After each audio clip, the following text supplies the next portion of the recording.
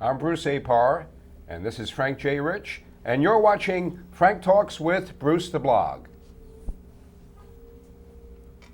Yeah, so that's the opener. And you'll see these credits. He asked you for title and subject matter earlier. Richard, to put on the screen. Yes, with my contact information.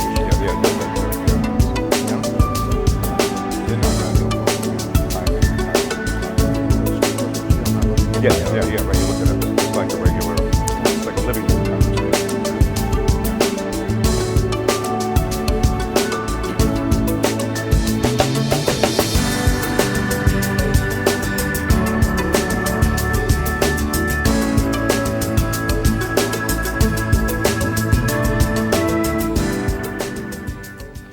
Frank Talks with Bruce the Blog is brought to you by the Penny Saver and our parent company, Chase Media Group, and we always thank our CEO, Carla Chase, as well as my co-host, Frank J. Rich, for putting us up here on the show every week, which is to bring you people of interest in the community that maybe you don't know about and we think you do want to know about, who are doing really good things to contribute to the quality of life for all of us.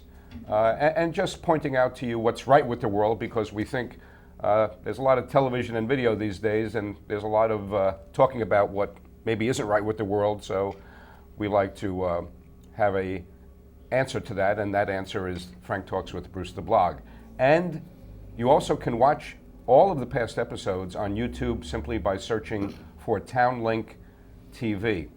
And we're very happy to welcome as our guest David Goldstein. Welcome, David. Thank you. Who is a clinical psychologist, a child psychologist.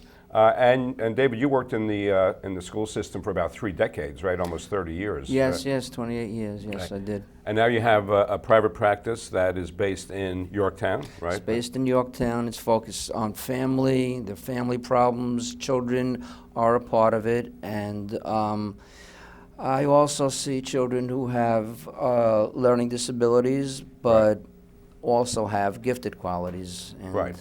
That's a subspecialty. Yes, and in fact, we're here to talk about a book that you are currently working on with that exact topic, right? And I think you said the working title, which means it may or may not be the actual title when the book is out, is Your Learning Disabled Student is Gifted. So just to get things going, it appears that you feel that the premise of your book is, and you feel that this is an area that really is under-recognized in general, and that it's important that the general population, educators, parents of such children, and parents of any children, should be aware of this particular category that you haven't identified, but that you've been studying for quite a while. Yes, and this population of students who have giftedness and learning disability has been around really since the 70s. Right. And there's legislation, federal legislation, that not so much names them, but says that you can have the potential to be gifted and also have a learning disability. And when I worked in the schools, what I would see is the schools had a push for learning disability, the giftedness programs, because of recession, because of, a lot of the services were taken away. But you would look at profile for children, and you would see that there's not only learning disability here. Look at this. There's giftedness here. So in other words, in that regard, you're saying the schools did not see a connection between the two, or did not believe that the two could exist in the same person. And that's, yeah, exactly. That's well put, and it's not entirely the school's fault. There's a history from Plato, really, 400 BC, where the gifted, you're supposed to be superior in everything. And then there was a gentleman, Louis Terman, who did a study on giftedness, and it perpetuated this idea that if you're gifted, you can't have a learning disability.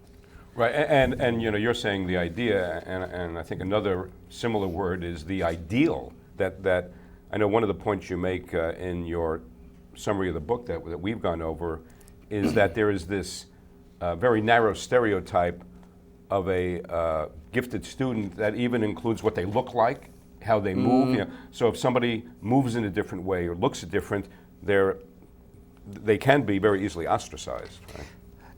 And when they're ostracized, now they're identifying more with the learning disability, and the giftedness is going to be ignored. Right. It's you're either one or you're the other. You're Right. not, the idea of coexisting in one person is new. Everyone's heard of learning disability, Right, everyone. right. But then you say gifted and learning disability. That's a paradox. Could that be? Right. In An people, they think it's an anomaly. Right. people get confused with that, and educators too. Right. And the history of it is because these were traditionally kept separate. Right. You were either gifted or you were learning disabled. They didn't start really studying Right. till. So I think maybe to help illustrate for the audience what specifically we are talking about, give us an example. I mean, not with an actual person, but just a student. What would be the characteristics on both sides? I think that the best thing a parent and educator can do is look at a student, look at their child, and you have the thought, your thinking skills are so good. You're so smart. This is very typical to be very highly intelligent, verbal, but the output, you're underachieving. You're not. It's the underachieving. You're not showing it in math. You're not showing it in spelling, in reading. It's this is a very typical profile would be very high verbal. This is not the only one by any means. It can go the other direction also. Yes. But it can be usually you're very high verbal, and you're intelligent, and you're witty. You have all these creative ideas, but it comes to the report card. Right. What's going on? Right. So it's intuitively a parent's going to feel, look how you talk, look how you think, why aren't you achieving in school? What's going Because on? they only see the external characteristics. They see the They don't know external. what's going on inside. They don't quite know what's going on. And then in the schools, what you can ask is, let's get an evaluation here. Can we document this a little bit? And if the person doing the evaluation has giftedness training, they'll spot it right away. And that's Right. probably one of the most important things is for the person doing the evaluation Right. to be able to point out, look, there is giftedness here. Right. Now, so I have a question with respect to that, David, being uninitiated in the field. But when these things exist or coexist, is it like keys on a piano keyboard, where you can actually accentuate one, and it somehow either cooperates with or mutes another, or can the giftedness in one compensate in some way for the learning disability in the same? Well, that's a very good question, because probably the largest area of children who have both, say, twice exceptionalities, which is a very good newsletter for parents who want more information, by the way. But Seriously, you're saying that's the name of the newsletter? yes, Twice it's 2E. exceptionalities. It's Okay, called right. 2E, and that's has tons of information, and it's its own community, and you can subscribe to that. But as to your question, where does one cancel the other, they often mask each other. A lot of people think that the largest population of gifted learning disabled are functioning average in the schools, because a fear of the gifted learning disabled is to fail, and a lot of these students just want to be seen as average children, and the giftedness is canceling out, at least when you're looking at the numbers, let's say on an intelligence test or something. Yes. If you come out as average, or if you're average in reading and math, you're like, good. I dodged the bullet here. I'm average. I mean, I'm as not opposed to below average. right. yeah. The fear of failure is a unique characteristic of gifted learning disability, and what the parents can do, again, is see that you're so smart verbally, let's say, but whereas the output is not. But if you're coming out as average, usually, to your point, both those things are canceling each other out. And if you just look at an IQ as 100, let's say, that's average, it's fine. You're not seeing the 120 in spatial reasoning, and then you're not seeing, let's say you're not seeing the 80 in short-term memory deficit. things are, you're just looking at that. So this exceptionalities are canceling each other out. So is it fair to say, if I've understood you correctly, that that the either the suggestion or the implication is that the predominant focus is on the learning disability, and that becomes more apparent to most than the giftedness? The strength, one very common approach is use the strength to address the learning disability. No, but before recognition. So when they're attempting to, anybody who perhaps is listening to this and says, I haven't done the litmus test on giftedness. I haven't really considered that carefully. I've been so preoccupied with and burdened by a clear understanding that there's a learning disability that I haven't actually transferred my focus on the other side. In Daniel Kahneman terms, for instance, that would be called an availability heuristic, where the thing most apparent is the thing that you believe most in at the moment. And so you're not allowing yourself to make that travel across the bridge to the other side, so to speak. Is that a fair statement? Is that what happens to us is that we're so focused on the learning disability, Absolutely. the educational system is focused on learning disability, and they're trying to correct that. The child is thinking all he wants to do is be normal, and they're not thinking about the exceptional qualities that may also be extant. No, they're not thinking about the exceptional, and I think the tradition of considering these two populations totally separate, and it's a very, very, long tradition of it. I mean, in the 1920s, and I mentioned Terman did a study of hundreds of gifted who were superior in every way, and there's criticism of that study, which is a different subject, I guess, but it perpetuates the idea that these two populations are totally separate. And in the schools, really, there's learning disability. There's not that much push, or it's unusual for the giftedness of it, and let alone gifted and learning disabled. But it's a unique population with its own needs, and its own needs are really, you'll see a powerful fear of failure, and you also see behavioral component also. You might see withdrawal, you might see some disruption. And if you did a comprehensive evaluation, a lot of times the child is trying to cope with learning disabilities while trying to cope with how do I express my giftedness. The socialization. aspect of it, Socialization. yeah, right. It could go either way. But when you say disruption, is that like, are you saying like out of frustration and anger that they don't know what else to do, so they sort of act out that frustration? It could, to the one quality that the gifted learning disabilities share with the gifted is very high standards for themselves. And that's a gifted quality. Right, very demanding of They themselves. know, Right. but they know. There's somewhere they either know explicitly or it's in the back end, but there's something special here. But Right. guess what?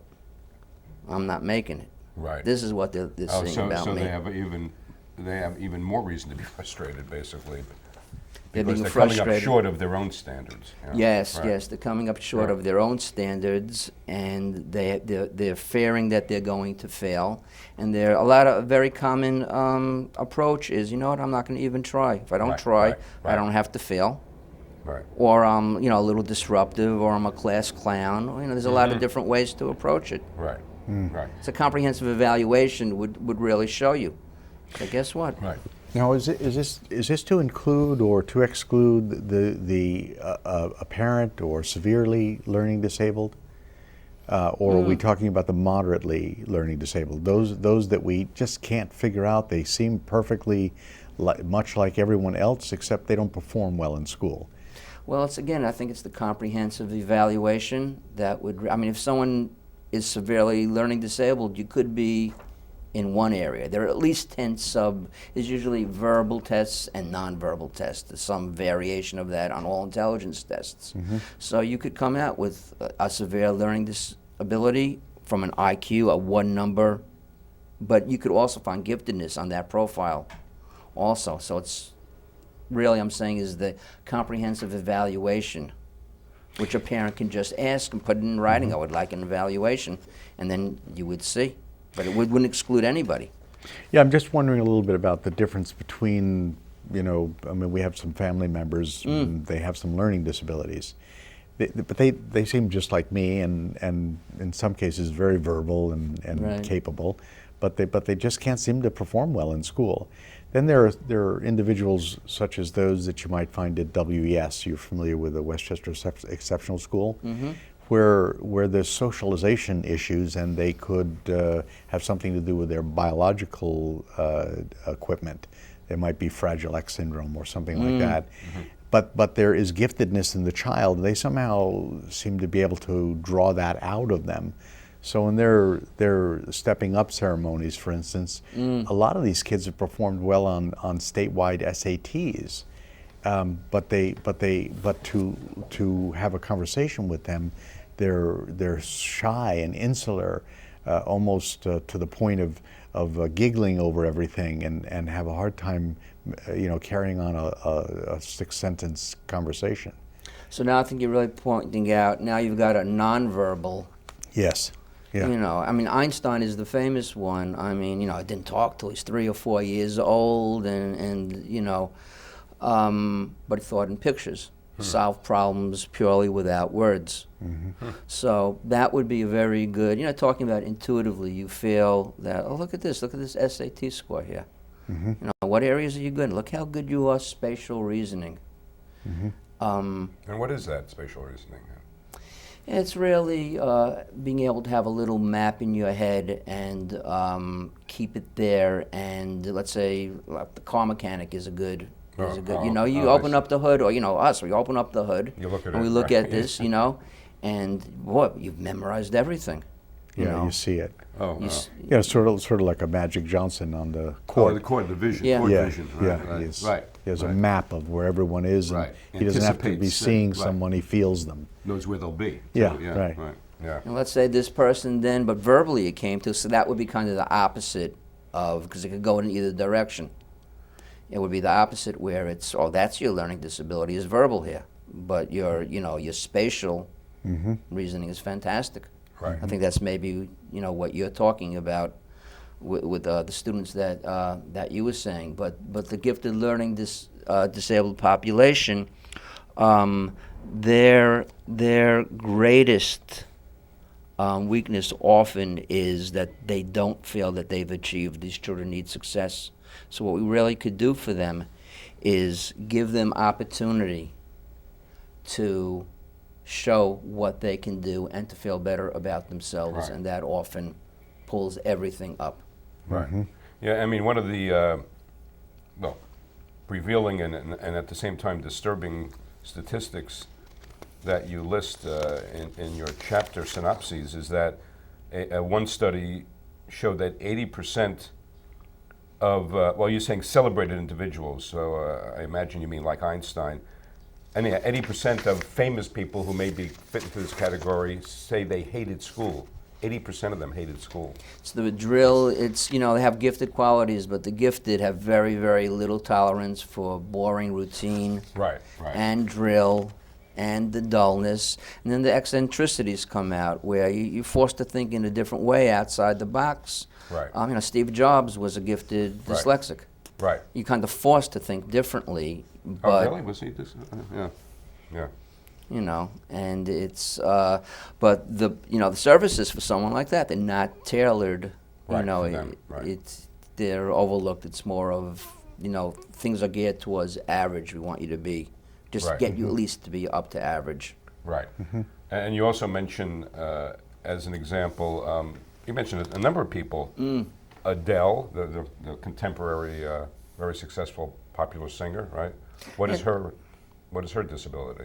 Some people felt that her talent is that's It's the obvious, obvious right. is the obvious, Right. and some people felt that there was some sort of learning disability or the reading or Right. kind of just your everyday where your Right. everyday And disability. you also mentioned Leonardo da Vinci, Yeah, that was a dyslexic. also dyslexic. Yeah, a lot of to have writing problems is a very common weakness among the Right. gifted learning disabled. And I know the actor who's who's championed the cause, Danny Glover, also is dyslexic, and he's been in commercials talking about it and things like that. Yes. But you also mentioned, a very familiar name, Stevie Wonder, who, of course, is sight impaired, is blind, and That's a very interesting and is a one musical because that's, genius. thank you. Right. I was Well- going to say, I think that word was on the tip of my tongue. Right. That's kind of creativity in the area of deficit, where one sense is totally depleted, but the other senses or heightened, right? are heightened. Right, right. Let me suggest that you lower your arms so that the camera can see your face. Okay. Okay, all right, thank you. That's right. We don't want there to be a visual deficit in the, Right, right. on the screen. Yeah. So, and so you hope with the book that you're writing and looking to have published to make the situation more apparent to a lot of people who, whether they're stakeholders in this or not, right? I mean, and especially, I guess you would like to see the school systems maybe respond differently than they have been to how they work with these students.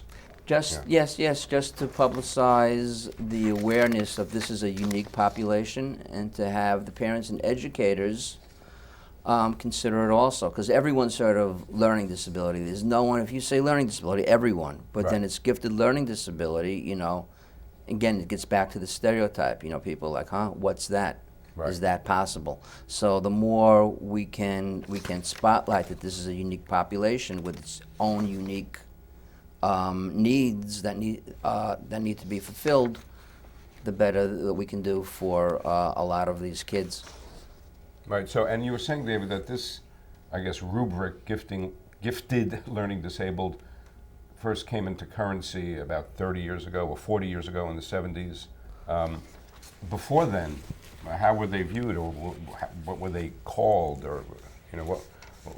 You were either one or the other. In the 70s, they had gifted handicapped. I think that was the first real rubric, and you were either in a gifted class, and if you showed a learning weakness, you were asked to come out of the class. Or if you were in a learning disability class, let's say, your giftedness was either ignored, or so let's just use it to improve the weakness that's there. Both weren't taken into account. Again, I think you get back to the idea of what can an educator, what can a parent, you have intuitively, you feel, look how much is here, why is the output so low? Right. And then you get a comprehensive evaluation. Right. And you'll see it, that will come out. We'll say, look how high you are here, but look how low you are there. Let's forget about the IQ of 90 or whatever it is, because that's an average of 2 exceptionalities. Right. So that would And- highlight that. I know Frank was mentioning, I've been there too. It's it's quite an education to tour the exceptional school in Purdy's. But are there other schools like that specialize in working with these students? It's interesting. California, I think, is ahead of the Ahead, curve yeah. on this. They're much more aware of this issue. In the public schools or in private schools? In both. Both, yeah. That doesn't help us here, but I think that's like one of the reasons we're talking about it is I think here you would have to, if you had a gifted coordinator or even had a teacher who was sympathetic to this idea, you have an IEP. So the IEP is just exactly that, individual educational planning. Right. Programming. Let's tailor how we're going to teach the student to his needs. Right. Well, it would seem that you actually would, beyond the faculty, the teaching faculty, you'd need an administrator to champion that so it is budgeted and becomes part of the curriculum. And they would have to be sympathetic Right. towards it. But it's an interesting thing. We're always getting back to this notion of the stereotype of the gifted and the learning disabled being separate. When I did my own study on that, which was with school psychologists, a very interesting outcome came from the study, and that was that the more education one had as a school psychologist, the less able they were to identify. Very counterintuitive. Well, And that got back to the idea that they're separate, was just perpetuated for so long. It's kind of like it's in the air, but I you see. don't even know it. It's a very interesting outcome of the study. Right. More education you had, the less you were able to. As a school psychologist, you're saying. As a Right. school psychologist. Well, no, it's understand. You can develop handicaps along the way. It's like people who have been doing a function for 10 or 12 years, and they come in to do that function in a new company, for instance. They are either handicapped or endowed. They're handicapped by their experience, and the most difficult thing is to argue someone out of their experience. And so how do you educate and enlighten that person to a way of doing things that is better, in your view, than what they used to do before? Very hard. Yeah. Very hard to do. It was hard, and we all did it. We all came up. It's kind of get back to the phrase, like it's kind of in the air. It's perpetuated, where it's just like these are just separate. You're either gifted or you're learning disabled.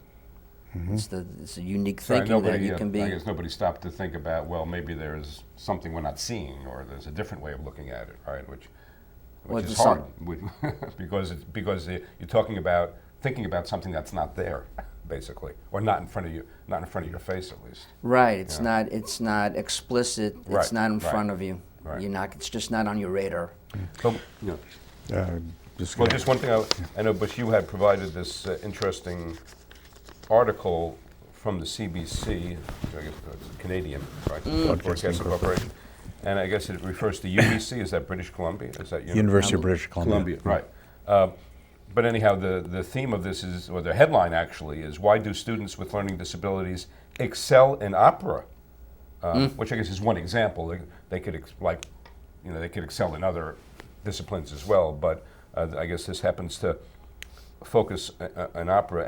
And one of the sentences in the article is, many of these gifted learning disabled students, as you've explained, tend to excel on the stage because they work best when they have something that makes them concentrate and focus. And so in the stage, being on stage, as I'm somewhat familiar with, you have to know your lines, you have to know your dance steps, you have to be able to work in harmony with the other performers, and It concentrates the right, mind yeah, so wonderfully that's- to have that's a task interesting. that you have to do, and that the Right. focus is on all that. Sure. right. Sure. We have less than 2 minutes, and if you could summarize the key points in the book and your expected outcome for those who would find themselves driven to it.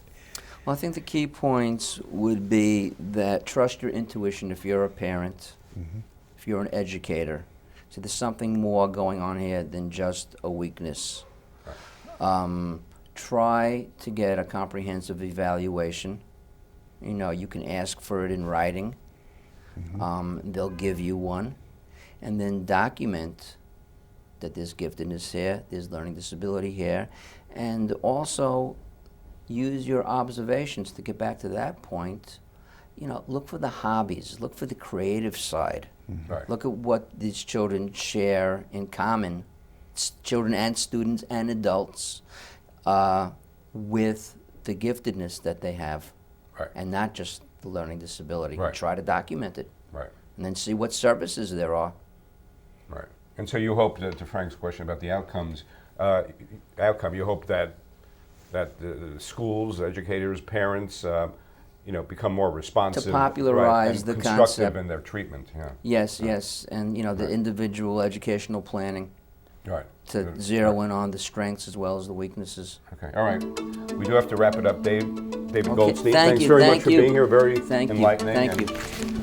We hope people watching tell others about it and act on it. And thank you for watching Frank Talks with Bruce the Blog. And remember, when Bruce the Blog listens, people talk. Thank you.